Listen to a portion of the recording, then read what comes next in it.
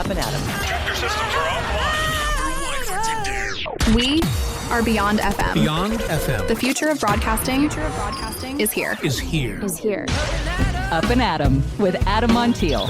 It's community content from Concentrate. It's Up+Adam with Adam Montiel. Some say life is where it begins. Straight to the stars is where it ends. Yes, some say life is just where it begins. Straight to the stars is where it ends. Only to start again. Here we are, back. Let's start another week. Thanks so much for being Up+Adam. My name is Adam Montiel. So before I forget, major love to Chef Rachel Ponce for hosting an unforgettable dinner this weekend at Booker Vineyard. 5 incredible courses. There was this one that honestly stole the show. It was the amuse-bouche she called Lick Your Plate. And it was like this cheese crostini that you eat first, and then, you lick the plate to get the full flavor. And when you do, grilled cheese sandwich and tomato soup. Freaking genius. It was so good. People blown away. The whole dinner, all courses. The dessert, you like drop this little chocolate bowl and it busts open. You absolutely crushed it, Chef Rachel and the friends at Booker. It was great to see so many people there, including Peter Tyrone, the winemaker, and just what a dinner. What a night. All right, later in the show, we're getting into it with one of the most quietly electric actors of his generation, Finn Cole. You might not even know the name, but you likely know the face. He was Michael Gray in Peaky Blinders, J Cody in Animal Kingdom, and now he's in theaters right now, starring alongside Simu Liu and Woody Harrelson in Last Breath. It's a survival thriller that will leave you holding yours, that's for sure. We're talking underwater stunts, real-life resilience, and what it takes to steal a scene from a Hollywood heavyweight. And even though dude's from London, this guy might do a better California accent than I do. So, of course, we're going to talk about, do we have accents to him? Stick around. This one goes deep in more ways than one. Finn Cole is Up+Adam later. Before we jump into today's show, got a few things to hit you with right out the gate. Winning, of course, AdamMontiel.com tickets to Beats and Brass. It's coming up April 5th, Riata Ranch in Santa Margarita. This is not just a killer night of jazz and funk. It's a night that supports music education right here on the Central Coast.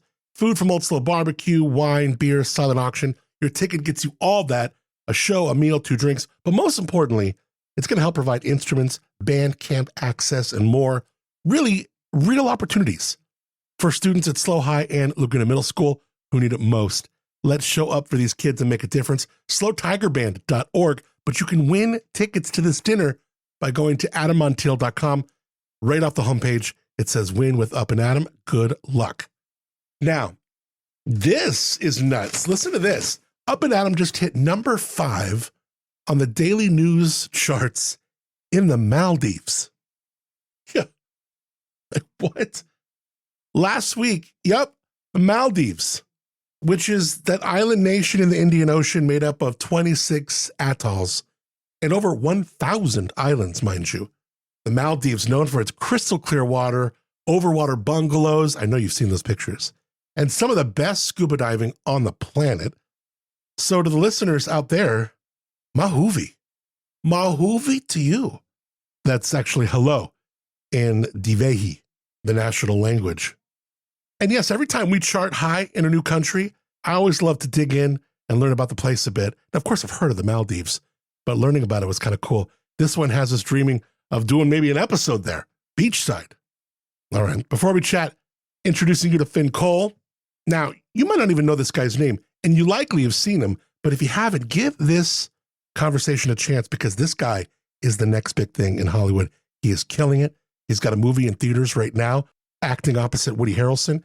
Super talented, and it's going to be fun to meet him. That's next, but first, I want you to mark your calendars for Lumina Nights. It's back at the stunning pavilion on the lake in A-Town, happening 3 nights, May 1st, 2nd, and 3rd. The first 2 nights sold out, so they've added that 3rd night, Thursday, May 1st. Let's go. The theme this year, transformation, celebrating the powerful changes that we're creating for survivors of intimate partner violence, domestic violence, sexual assault. They have the 24-hour hotline. They do fantastic work for survivors here. Get ready for an unforgettable evening, too. Packed live music, dining, local, beer, wine, and of course, dancing with our stars, which familiar faces from around the Central Coast take the stage, shining a light on healing, empowerment, and hope. I'll be your MC for the night. I'll be your MC for all 3 nights. Can't wait to celebrate with you. Tickets won't last. Grab them now. LuminaAlliance.org/events. Link in the show notes. And let's transform lives together. It's Up and Adam with Adam Montiel. All right, my guest today, one of those actors who doesn't just play a role, he disappears into it. Whether it's getting in over his head with a crime family in Peaky Blinders, which was so good, becoming the quiet mastermind in Animal Kingdom, from F9, part of the Fast and Furious franchise, to acting opposite Margot Robbie.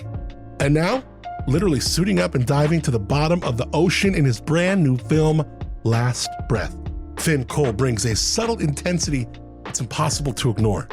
In Last Breath, he stars alongside Simu and Woody Harrelson in a claustrophobic, high-stakes survival thriller that's already making waves. He's British, he's brilliant, and honestly, he's just been a cool guy to talk to. Bringing him in now. Finn Cole, thank you so much for being Up and Adam. Thank you so much. I'm a little later in the day compared to you guys, so I've had a time to have a coffee and some lunch. So yeah, right. You've had a whole afternoon. Yeah. So, you grew up in a house full of brothers, and your dad was actually a shipbuilder, right? And I'm curious, like, if life had gone another way, do you think you'd be working with your hands, building something almost instead of acting, or was there always something that kind of pulled you towards storytelling? Yeah, I mean, that's right. I grew up in a big family where, in order to be heard, you kind of have to be able to tell good stories. My dad, he taught people how to sail yachts for a period of his retirement, which allowed me to have some experience of my own on boats. But one thing that I've always been interested in is this sort of engineering side of boats. I've always loved fixing things or trying to, more often than not, breaking things. So as a job, yeah, I'd love to do it. I think that one thing that I love about being an actor is that it's constantly problem solving.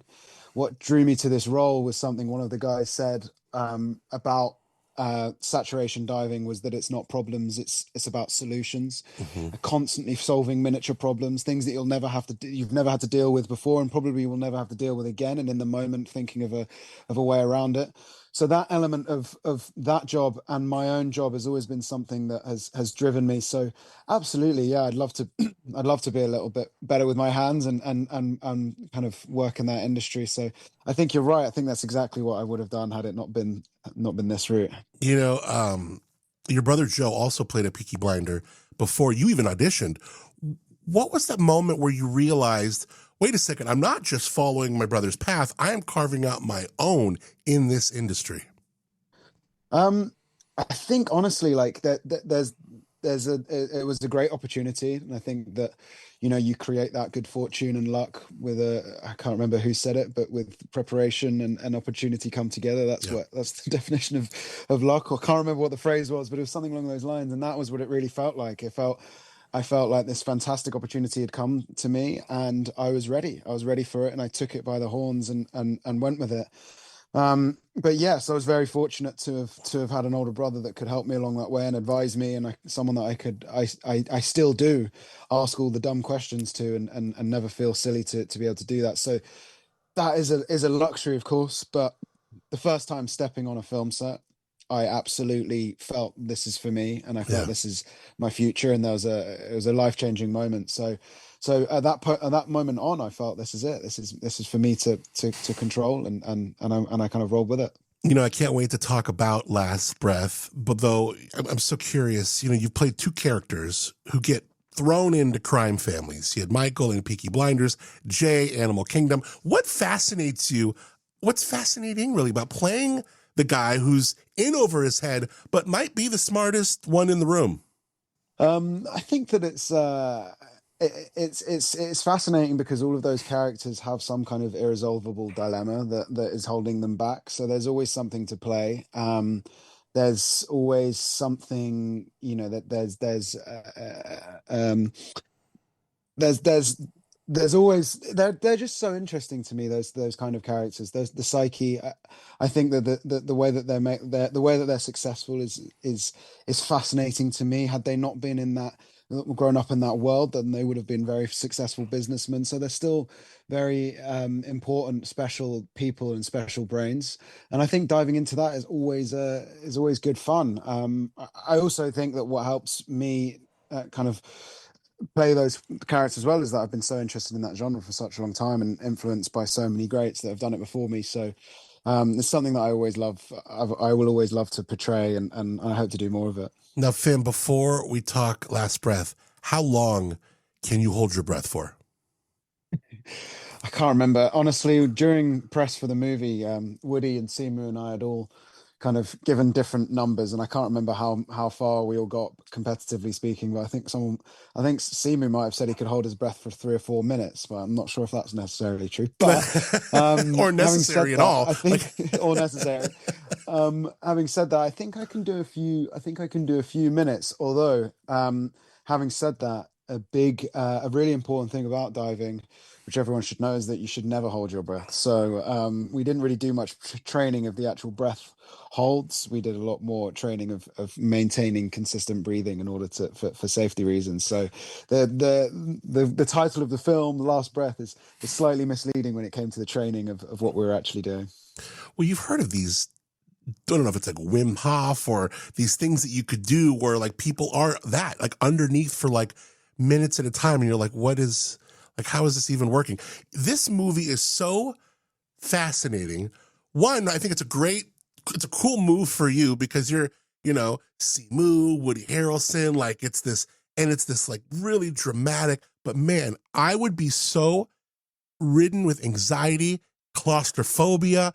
You guys were in Malta and you filmed in this like big tank.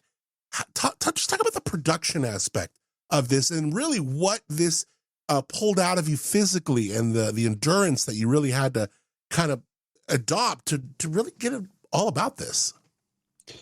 Yeah, so I mean, the physical side of things, the standard kind of training, a lot of core training, things like that was helping us. But really, you can't practice that kind of stuff unless you're underwater doing it with all the equipment on. So we did a significant training with a company called Dive Med out in Malta, who were fantastic. I'd done a little bit of scuba diving before. My dad was a keen scuba diver, so I already had a little bit of experience. And then we sort of went from there and built our skills up in the scuba, and then we started using the saturation diver equipment, which included the helmets and the weighted boots and all that type of thing to keep us on the seabed. And then as that was kind of building and our skills were building, you'd see sets kind of growing around the studio that we're filming in. And the studio in Malta had a huge pool, which was 11, I'm going to use meters. I know you guys use feet, but it was 11 meters deep and I think it was about 100 meters across. It was absolutely enormous. Yeah. And they built the sets in there. So they built the manifold where the accident happens, and they built a couple of other bits and pieces. And then they also lowered a bell into it on a crane, which we used for that. But by that point, we were so comfortable with the equipment that the characters were using, all the safety features on them. Our safety divers really got to learn how we worked as actors and vice versa, that by the time that the sets were in and we started rolling the cameras, we were so comfortable that it almost felt like we could do the job for real. But not that I'd particularly want to, because that's pretty intense. What are some things that are different when you're acting underwater? I mean, are there some certain acting kind of, hacks or things that you are, hey, you normally you're doing this, but down here you got to act slower, you got to do bigger actions. I don't know. Were there any different things because you're submerged?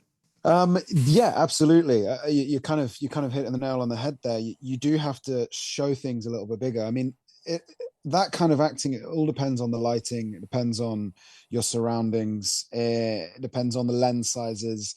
And it really, for us, the biggest challenge was portraying the performances through a visor that only really kind of, for me, on my face, it was sort of forehead to the bottom of my nose. So a lot of the performance had to play sort of in the eyes, and that's kind of where you're limited to. So there were moments where, and it was pitch black. So there were moments where we would work through a scene, and the director would give us radio comms and say, we actually didn't capture any of that, and that's because not enough of it was being pushed through this tiny little visor. So yeah, there were challenges. It was kind of like a trial and error thing for the first couple of days, and then, as I say, once we got comfortable with the equipment, and once we started to learn the movements of our underwater DP, Ian Seabrook, we started to really kind of get into a rhythm of what needed to be done and how we needed to do it in order to sell certain emotions at certain times. So it's funny. I think that you're really relying on other people to give you the feedback. And thankfully, our director, Alex, was really communicative with his positive feedback and his positive reinforcement, that at no point did we lose confidence, and we got the job done in the end. What was it like learning from Woody Harrelson? It's fantastic, man. It's such an honor. Honestly, it is. I can't rate that guy, and Simu as well. I can't rate those guys highly enough as scene partners on this. They are so reliable, and being able to rely on another actor in a scene like that is a luxury for a young actor like me. And I like to think that I was able to give them the same kind of level of commitment. So yeah, it was a special experience, one I'd learned from, and honestly, it reminds you that how important it is to be a good person on film sets, how important it is to be a team player, because you can't go it alone in this job, and you have to be a great person to get along with. And it's funny because that kind of shadows what it's like to be a saturation diver. There's a lot of crossover over there between those two jobs. Yeah, well, it's like I did 25 years in radio, and you never know, like, if you leave a place and you burn a bridge, you never know, like, that person that maybe you were above at one place, they might be your program director at another. I mean, exactly. These not burning bridges is so important. You want to hear my Woody Harrelson story? Please. I was like probably 12 or 13. I'm at a Clippers game, which is an NBA basketball team, but it's not the Lakers. It's like we have the Lakers and we have the Clippers, both in LA. I'm at like my first NBA game, and I bought like a Michael Jordan pennant, like the pennant that you hang on your wall. And I've always loved Michael Jordan. I didn't even really like the Clippers. And no one really goes to see the Clippers. They go to see whoever the Clippers are playing. Anyways, I'm in the bathroom, 13 years old. I'm at the urinal, and I'm at the loo, I guess you would say, right? And yeah. Woody Harrelson is right next to me, comes right next to me, and he's at the urinal next, and I just go like, hey, I'm like, oh my God, that's the guy from Cheers. Like, what? And then as we're washing hands, I just say, my parents watch Cheers, so I'm watching it, and you're really funny. You're really funny. And he's like, oh, bud, that's really cool. He's super sweet to me. He signs my Woody Harrelson pennant in the bathroom, by the way, and he writes, Cheers, Woody Harrelson. I thought that was just the neatest thing. Oh, that's lovely. Yeah, honestly, even when you're standing next to him at the urinal, he's still a gentleman, isn't he? So that kind of sounds like we both had great experiences in slightly different arenas, but who cares? You've worked on both massive sets with huge ensemble casts and more intimate projects. What kind of set do you feel like you thrive on most? The controlled chaos, or maybe something more stripped down, more raw? I think that it's less to do with the sets, and it's always to do with the writing and the scene partners that you're working with, and the great creatives that you're working with. When people are able to articulate what they need from you well, you're able to use that and take that and roll with it. So that's something that I've always used as fuel. But yeah, I think sometimes it's funny because it really, the sets thing is I've been on very stripped down, easy sets, and they're great because you have a little bit more freedom to try things, less so with the bigger pieces, but with the bigger pieces, you can rely on other elements to sort of enhance your performance and enhance the world that you're kind of trying to create. So, there's pros and cons to both, but for me, it's always about the great scripts and the great scene partners. And thankfully, during my career, from some of the things that you've listed and this project included, I've been lucky enough to work with the greats. So yeah, that's something that I always look for when I'm starting a new project. It's so interesting. Like, when you're in a part of your career where you're being more like surrounded, like, oh, damn, and you were still pretty young when you started Peaky Blinders. Was there ever a moment when the camera stopped rolling where maybe you thought to yourself, holy hell, I'm really in this world with these actors right now? Like, wow. Yeah, absolutely. I think there was a moment where, there was a moment in Peaky Blinders, and I can't remember if it was stayed in the edit or not. It was so long ago, but it was season 3, and there's a moment with Tom Hardy, Killian, and myself in a scene, and we were trying to get to the bottom of what the scene needed, and what I needed to do in order to be an equal part in this scene, and I thought of trying something in the scene, and that was to sort of scream in Tom's face, and who plays Alfie. And I think in the moment it's quite a bold choice to make. I'm not even sure it was right for the scene, but it anchored me in the room with two greats who are so fantastic to work with. But it really gave me the confidence to go, yeah, okay, I can try things, and we can fail, and we can all do this. And that kind of earned some respect from the both of them in that moment. And it was a moment where I turned around and I thought, like, oh yeah, okay, I'm actually here, and I'm actually allowed to give it a go and fail even in front of these guys. And that was definitely a moment that was like was empowering, and going forward I've taken as a good lesson. So yeah, there are moments from time to time, but you don't really have time to think. The pressure's on. You've got to make your days. There's a lot of other stuff going on, so you don't really have time to think about that. You've just got to get on and perform. Have you always been willing to fail? Because I think there's something really powerful in being so like driven and just to the mission that you're going to give it your all, but you're not afraid of it. Yeah, I think becoming an actor and working on these projects, it was something that I had to learn and accept in myself. And I'm still afraid of it in some ways, but I played a lot of sport growing up. I played a lot of rugby and was really committed to that, and that was a game that you can't lose concentration for a minute. But looking back, some of my better performances were the ones where I was more relaxed and more in control of therefore more in control of my body, and finding it more fun, and being an actor and working on these types of shows with these great actors. I've learned that it's a really important skill to have, to enjoy it at the same time. We all accept that there's a job that we're getting paid for, that we're supposed to be there for, but at the same time, if you're not having fun making those things, then it's going to come across in the project, and people aren't going to enjoy it. So there is a balance, and you do have to hold yourself accountable, and you do have to you have to have high standards for yourself in lots of ways, and we all do. We're all perfectionists, but at the same time, accepting failure and allowing people to try things is really how you get the best work out of people, and that's something that, if I can, I try to explore with as many people as I can. Now, Finn, you've played British, you've played American. Which accent was tougher to nail? Michael Gray's refined but intimidating Brummie, or Jay's laid back but lethal kind of California cool? It's interesting, that one. I think that the California, the kind of laid back surfer California one was something I sort of in a strange way kind of accidentally fell upon kind of very, very early on. I was doing the accent and working with an accent coach who was giving me very specific tips, but there was something that in the character that I really, really wanted to stick with, and that was that he's so sort of inscrutable the whole way through. He's very enigmatic throughout the whole series, and it was really important for me to maintain that. So what actually ended up happening, where the interesting thing for people that don't have an English accent, American, you guys speak a lot of the language happens at the front of your mouth. Really? Up in the lips. Yeah. So that was the technique that English people, when we're doing an American accent, is taught.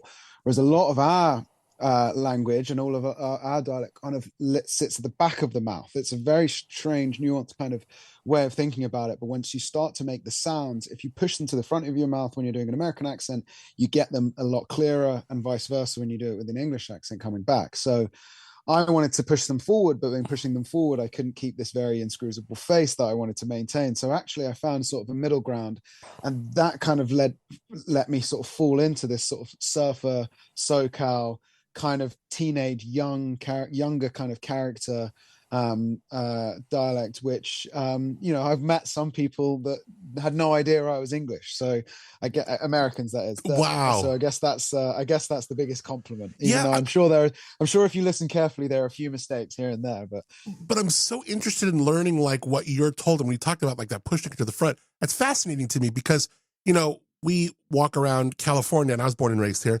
thinking we don't even have an accent, and everyone, in our country, whether you're from the South or Texas or, New York, I mean, you guys all have accents. Well, of course, we all have accents, but specifically because our vernacular is very like loose and we're always saying like, and I feel like America, like just you. I mean, I always listen to that because I'm always interviewing people. Your ums and your bridge words, they're barely there. There's just something far more refined, especially, I mean, obviously, look, but then you could go to England and Liverpool, I mean, I've been there. That is far different and more of a raw kind of like blue collar kind of accent, what we would call it, than London, which is far more refined. So what are some of the other little things that they're teaching you? Hey, if you're going to master the American accent, this is what they do.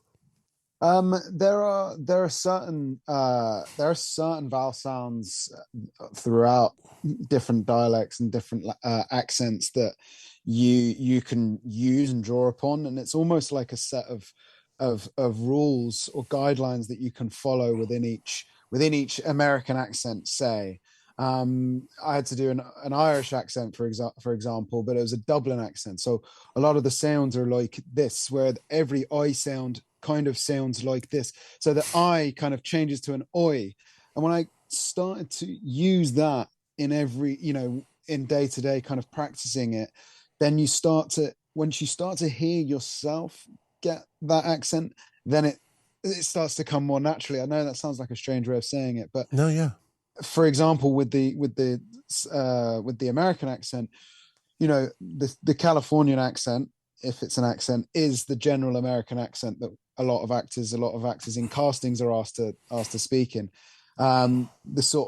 The very kind of up north, like kind of accent, I think I'd struggle with a little bit more. I've heard less of. The deep south I've heard a lot of, so I feel like that's something that I could get a little bit easier. And I did a film called Dreamland where I was touching on a lot of those.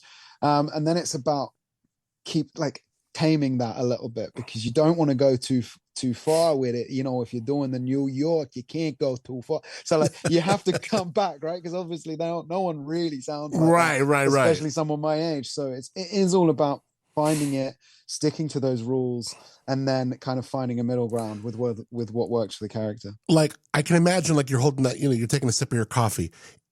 Like when you just go in and order something from someone, you're going to have like maybe a 2 or 3 minute interaction. Would you almost put on different accents just to try them? Like if you were going to order a coffee with an American accent right now, like, could you do that for me really quick? How would you do that? I mean, if I was going into a Starbucks, yeah, I would have to go in and ask for an Americano or an Americano. Like I would have to go in and ask for something in an American accent a lot of places, because if I ask for a bottle of water in America, a waitress won't look at me and go, what on earth are you talking about?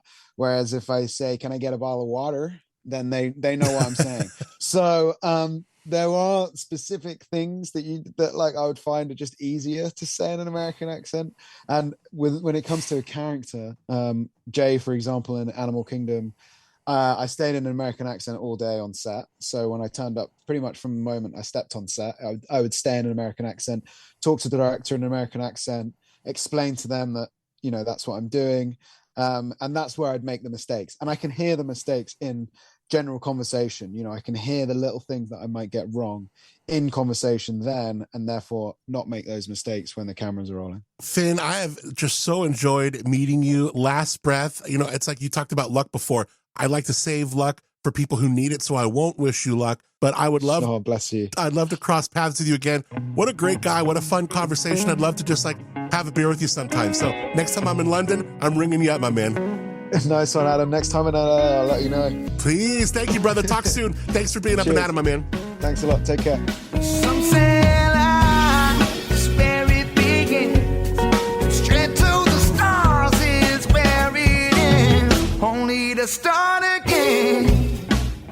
All right, massive thanks to Finn Cole for coming on, giving us a real peek behind the scenes of Last Breath. And honestly, behind the curtain of what it means to be an actor who really commits to the craft. And I know we're on different time zones here, but it was cool to catch up with him. And on camera, too. He's just chilling, just lounging. The guy's a student of the game in all the best ways. Go see Last Breath in theaters now, and keep an eye on this guy. Something tells me we're just at the beginning of the Finn Cole era for sure. All right, reminding you to get to AdamMontiel.com, win tickets to Beats and Brass. Also, go to slowtigerband.org and get your tickets for this event. They want to get a count by Wednesday. So we're going to be getting our winner by Wednesday as well. So just another day or so to get in at AdamMontiel.com. I want to thank our friends at Dow Vineyards for being Up and Adam. You know, you can get rewarded just for enjoying the wines at Dow. With Dow Rewards, you earn points every time you make a purchase. Those points, they turn into perks, tastings, experiences, shoot, even discounts on the wine. So if you love Dow, get to dowvineyards.com.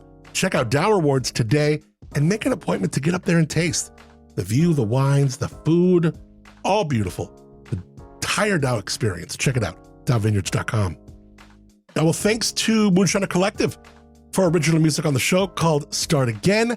March 29th, it's coming up, about a week away, less than a week. Their show at Rod and Hammer Rock, moonshinercollective.com for tickets and stream them wherever you get your music. Also, thanks to our friends in the Maldives. Apparently, we told you earlier in the show, last week we were number 5 on the daily news charts. Yeah, the Maldives is up and at 'em. I just got to figure out how to do a show there. True Crime Tuesday tomorrow. We are in for a cooker today, especially when you consider, now look, it's not going to be like triple digits or even in the 90s for that matter. But when you consider where the weather has been, we're getting temps in the mid 80s today, cooling a little bit tomorrow, but still tomorrow's going to be warm and then cooling down once again. But it is going to be a warm beginning to your week. Thank you for rating, reviewing, subscribing to the show wherever you listen to it. And make sure you share the show with a friend. Let them know what's up. Speaking of sharing is caring, got a brand new episode of Where Wine Takes You. Conversation with Paloma Bilson. She's the owner of Delecta Wines. But from Angola to Namibia to West Hollywood to immigration attorneys' offices, this gal has the most unique story of how she became a wine owner in Paso. And she was fun to talk to. Paloma from Delecta. Brand new episode of Where Wine Takes You. Wherever you're listening to this show, you can listen to that one. Links in the show notes. Check it out. All right, like I said, True Crime Tuesday is tomorrow. Enjoy the beginning of your week and the rest of your day. Till tomorrow, I'm Adam Montiel. Appreciate you a ton for being Up and Adam. Some say life is where it begins. Straight to the stars is where it ends. Only to start again. Let's start again. We'll start again. Let's start again.